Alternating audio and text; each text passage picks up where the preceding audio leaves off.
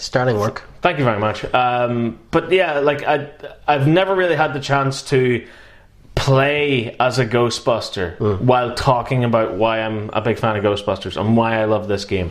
So hopefully people come along for the ride. And well, let me know when you're doing that and I'm going to crash the party.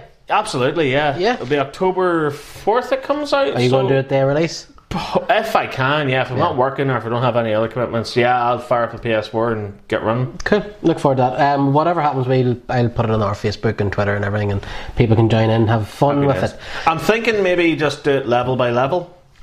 Okay. So, like, you know the way at the start, whenever you're chasing Slimer and everything, like, you know... I'll be honest with you, I remember very little about the game. Okay, well, like, obviously, you know, like, there's levels at the Sedgwick Hotel, and there's levels in New York City itself. There's levels on, what do you call it? What do you call them? Shandor Island. Yes. Like, there's levels there, so... Are you fighting like the fisherman ghosts and stuff? Yeah. So, like, split that up like that. Yeah. So, like, do one stream where it's the first couple of levels, one stream where it's the second couple of levels. Yeah.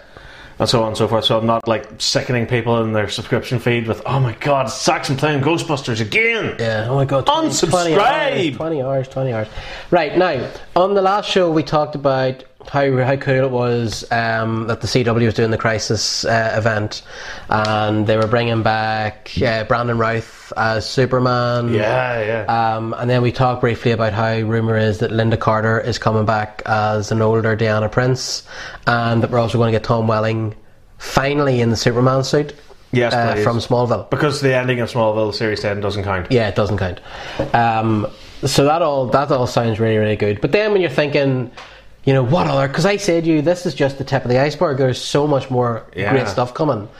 It was announced that Kevin Conroy, the voice of Batman from the Arkham games, from Batman the animated series, and a lot of people argue the definitive Batman, is going to be in it as a live action old Bruce Wayne. Yes, please. This is so big. Just take my money. There you go. You've got it. Big. This is so big. People can't even understand how big this is because it's so big on several levels. Firstly, it's the first incarnation of Bruce Wayne in the Arrowverse. Which seems so right. Secondly, it has basically drawn the animated universe into the Arrowverse.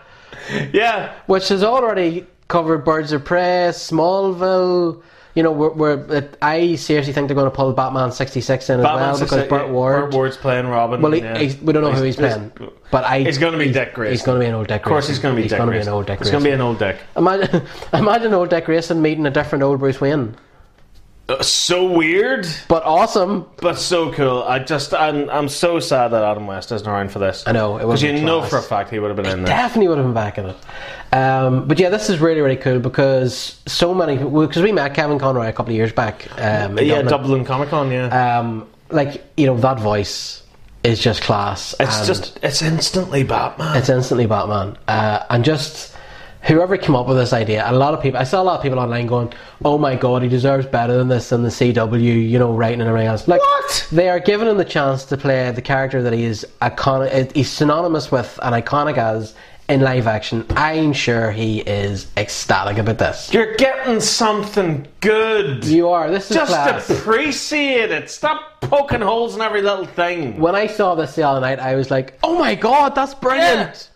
That's brilliant. I never thought I'd see the day. Because I thought they might have had him as like the voice of the Bat computer or something, or like a policeman, or cameo you know. thing, but it never occurred to me just have him as an old Bruce Wayne. Yeah, because he's a tough looking dude as well. I know that we were talking off air as well about the whole Batman Beyond angle. Yeah.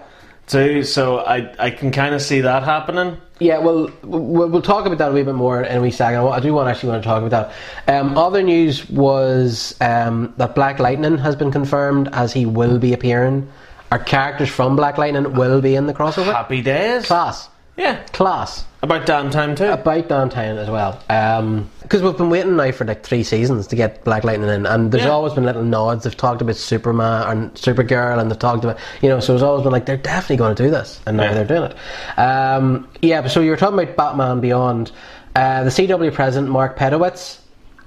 All this news, by the way, came from the Television Critics Association's summer press tour. The CW always loves to go full out on this and announce things. This is where the Batwoman TV series now was announced. But he was talking about the Arrowverse in general, and he asked if he was asked if they're going to do, because we all know Arrow's wrapping up this year. Stephen Amell is handing in his hood and bow, and they were asking if Arrow's going to continue in a different incarnation or what they're planning on doing with it, because in the series there are other characters that could take over the mantle of the Arrow. But he said that yes, nothing's ever 100% done. You learn over time. There's a possibility, but we haven't fully had a discussion. So basically what they were hinting at was that Diggle's son William and Oliver and Felicity's daughter Maya might come back as an Arrow team. Oh yeah, I can see that happening. And he didn't say no. He said, we're talking about it, right? And then he said that they're currently focusing on another series in the Arrowverse that they're going to bring in. And you think this may be Batman? I think it might be Batman Beyond. For a couple of reasons. Firstly, because this is how they introduced Batwoman in the Elseworlds crossover. They took her in a brief cameo. She was badass in it, by the way. I hope the series can capture how cool she was in that episode. Yeah, same here. And this is kind of what they're doing now with Kevin Conroy, as the older Bruce Wayne. And the other thing is that if they're talking about maybe bringing William and Maya back, they to me would be roughly the same age as Terry McGinnis might be. Yeah, I can see where you're going with this. Yeah. So we could end up with like an Arrow and a Batman Beyond series set like maybe 10 years in the future, 15 years in the future. See, my kind of theory behind it was that this was beyond like 2020, like 2019, 2020 is the future. Yeah. And that's where Batman Beyond is set, and Batman himself was operating in, say, the 80s, 90s. So you're thinking this isn't Batman that belongs in like the current CW, as current Arrowverse? No, I think he is, yeah. Right. But would Kevin Conroy not be too old to be Batman in that universe? But that's what I'm talking about. He was Batman in this universe years ago. Right. Before Arrow, before any of them. Before The Flash, before Supergirl, before anything. He was Batman. So you think when he disappeared, he was already old? No, I think he was young when he disappeared, or youngish. You know, he'd probably be about mid-30s, maybe mid-40s or something like that. And he's went off to fight a bigger threat or something like that, and he's come back now because it's that line in the last crossover where Batwoman says, "No, like years ago, like Bruce Wayne was here, and then he left, and that's why Wayne Tower's abandoned and graffitied and everything." Yeah. So he was like the whole thing with Bruce Wayne becoming Batman and going out and protecting the streets of Gotham, that happened, but it happened years ago. Like, I mean, like the late 70s maybe, like certainly throughout the 80s, maybe the early 90s, and then that's when he disappeared. Okay. That's when the Bat disappeared. Right. And now he's finally coming back. Like, in the present timeline, today. Okay, so... And he's an older man. Whenever they say in the Batwoman TV series that Batman has disappeared... Yeah, that was a long time ago. They're talking ancient history, right? Okay. Because I mean, look at the state of Wayne Tower. I know. That's all. That's all the information you need. So you think there's a chance that Kevin Conroy basically is Batman? He was the Batman that's existed the whole way through the Arrowverse. Yes.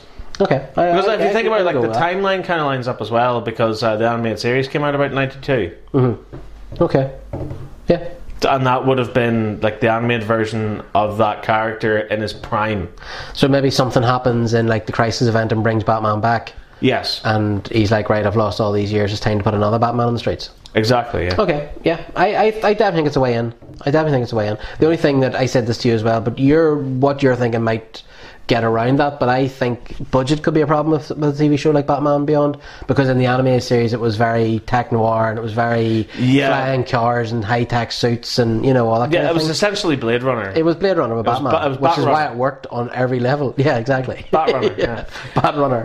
But that sounds like something else. But so I think the way to get around doing a live action Batman Beyond series is to have now be the future. Okay, yeah, I can see that, yeah. Yeah, no, I can definitely see that. I don't know if that would suck. Like, for fans. It might. Going like, yeah, but we're used to this. We're used to the future. We're used to Terry McGinnis. Yeah. Like, we're used to this. Just keep identity politics and all that crap out of it and just give us a kick-ass Batman. Yeah. I mean, yeah, sure. Like, make him gay, make him trans, make him whatever. Just make him a damn awesome. Good character, yeah. Sticking with the CW, now we have a confirmed bit of news and two strong rumours that are floating around. The first confirmed one is that Marv Wolfman, who wrote the original Crisis Comics, is co-writing episodes of this. Nice. Which is brilliant. This is class. The other big rumour at the minute is that Mark Hamill will play Joker. Yeah. Because, of course, he was the voice of Joker against Kevin Conroy's Batman. Exactly. Brilliant. That Mark Hamill will be back as the Joker, and that Michael Rosenbaum will come back as Lex Luthor. Yeah. Now, Rosenbaum tweeted, this is news to me, but then him and John Cryer, who plays Lex in the Supergirl series, were having a bit of a back and forth on Twitter, and Cryer was like, well, they'd be crazy not to do this and stuff, you know. I think out of all this, I think Tom Welling and Michael Rosenbaum were almost shoo-ins. They have to be. I mean, come on. What was that in the last crossover? Whenever they go to Smallville and they play the Smallville music. Yeah. I know. It was so good too. But I mean, come on, don't just tease us like that. Yeah, I think this is almost this. That actually really annoyed me. Yeah. That really, really got to me because the camera zooms through the portal. Somebody save me, and the camera shots are identical to the Smallville opening titles, and it zooms in on the Kent farm, and it's Tyler Hochschild and your woman is Lois Lane, and there's Supergirl standing there, and it's like, oh, come on. I know. I was expecting Tom Welling. Yeah. Not that I don't have a problem with Hodgson as Superman. I don't have a problem with him at all, but just don't use that music and then not have it be Tom Welling. Yeah, you're mad. Yeah, get it together. I totally agree. But yes, that's pretty much all the news. Also, the trailer for Titans Season 2 has just dropped. Oh, happy days. Which I think is coming back in the next week or two. Really? Yeah. When does Series 1 end? Well, it started last October, so it is nearly a year, like. That's all this. 10 months. Yeah. 10 months since Series 2's out. Well, when's it coming out? Doom Patrol aired in between then, and Swamp Thing. Doom Patrol, I forgot about that. Swamp Thing aired as well.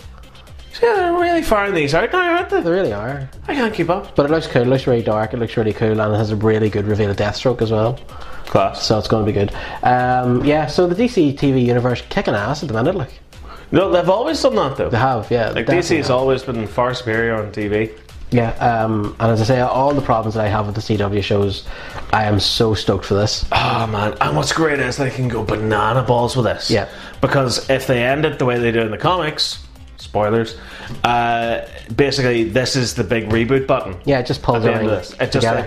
It merges everything. So now Supergirl won't be in a different universe now, she'll be in the same universe as the Arrowverse. Pull Black Lightning in as well. Yeah, it might pull Black Lightning in too, and they can just go absolutely mental with it. Banana balls. I wonder, do you know what would be cool if we saw two different versions of Constantine? Because the Constantine that's in Legends of Tomorrow, as cool as he is, he's not the Constantine that was in the original series. You're in a bit of trouble, love. Yeah. He's not that Constantine. But to have him playing two Constantines, one who's a badass and one who's a bit camp. For a second there, I thought you were going to say that Matt Ryan was going to meet up with Keanu Reeves. Imagine. Even if they got him in for a day. Look, see, to be honest, a split second. Nothing at this stage would surprise me. Like if they're like, Keanu Reeves is going to be in there for 2 seconds as John Constantine through a portal or something. You know, Michael Keaton will pop up at some stage as an old Bruce Wayne. Stop it. See, any of that kind of stuff at this stage, I'd be like, let's do it. Plus the fact it's 5 hours. Like you think, like Infinity War and Endgame are about 5.5 hours together. Yeah. So roughly, you can pull a lot of content into 5 hours. And if they just do it like one big streaming TV show, you know? Yeah. Because the first 3 episodes are in December and then the last 2 are in January. So obviously there's going to be a really big cliffhanger, which I hate because I'm going to be like, do I wait and watch all 5 of them together? But then you'll get spoiled. Of course you will, yeah. Because this will be big, this will be everywhere. Because that's what happened last year with Elseworlds. I was really, really behind on it, and I watched it was weeks after it or before I got to watch it all together. Yeah. Another concern is, it's much like the Endgame thing, what do they do next? I don't know. How do you go bigger than this? Sure, there was the Crisis on Earth X, wasn't there? There was. Wasn't that last year's one? Oh no, the Earth X one. Last year's was Elseworlds. The one before was it Crisis on Earth X? Yeah, I think it might have been. Yeah. Yeah, because I mean, like they did that, and everyone was like, "Oh, what do they do next?" And then Elseworlds comes along, and it's like, "Oh my god, what do they do next?" Oh, it's Crisis on Infinite Earths. I know. But what do they do next? Yeah. It's unreal that this is happening on TV. I know. It's unfathomable that this is happening on a TV show. And so many people are taking it for granted. I know. And not only that, are complaining about it. For shame. Are complaining about it. The ladder's on the wrong side! Right.